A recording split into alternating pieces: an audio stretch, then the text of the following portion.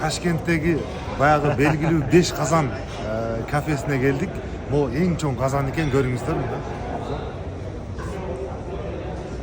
Bu en çok kazan iken Tuban'da. Hazır bu nan japkan жерlerini görдүңүздөр mü?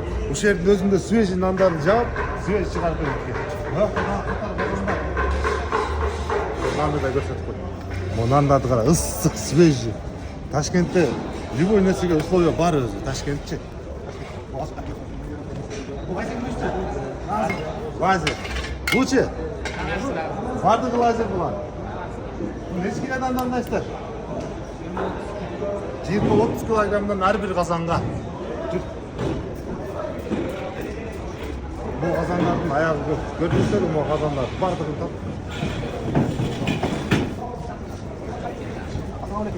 Göçtürüp koydun abi.